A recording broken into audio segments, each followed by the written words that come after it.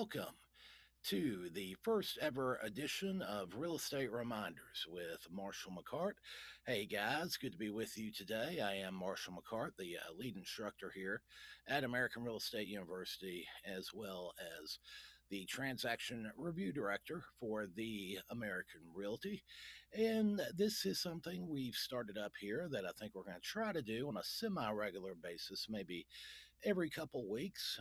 Just send you guys a quick video with some good reminders for our real estate professionals. So, again, good to be with you today. So, for our first real estate reminder, we'd like to talk about our old pal BRRETA today. Everybody's favorite BRRETA, BRRETA, the Brokerage Relationships and Real Estate Transactions Act. That has to do with the necessity of making all necessary brokerage relationship disclosures.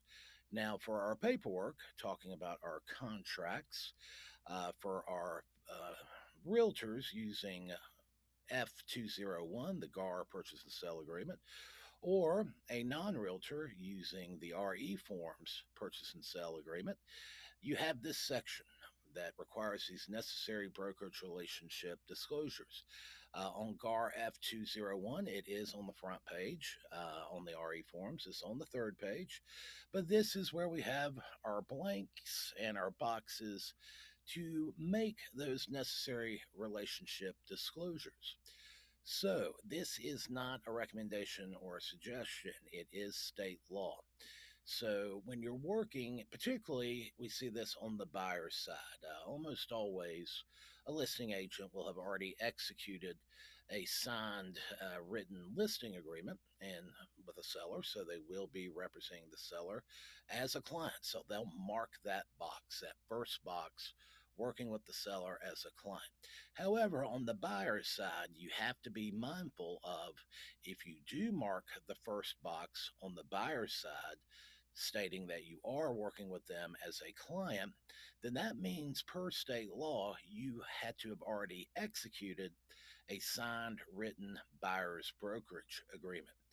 And failure to do so is technically a violation. So we do have to be mindful, and best practices recommends that anyway. But before you start working with a buyer, you do need to go ahead and execute that buyer's brokerage agreement, as that protects you and your interest as well.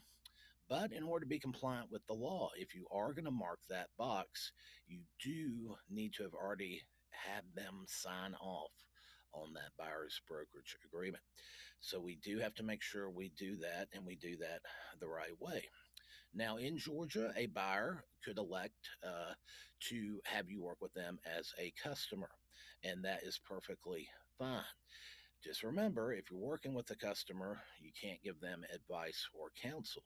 Otherwise, you could create an implied agency. But in that case, if you are working with that buyer as a customer, you can mark the second box on the brokerage relationship section that you are working with that buyer as a customer.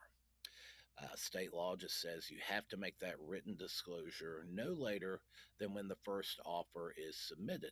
So, simply by marking that box and having the buyer sign off on that offer, you have met the minimum requirement.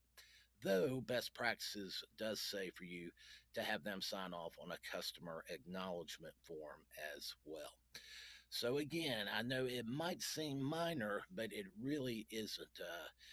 The necessity of making these brokerage relationship disclosures where all principals, all parties involved, basically know what is up, right? Who is representing whom.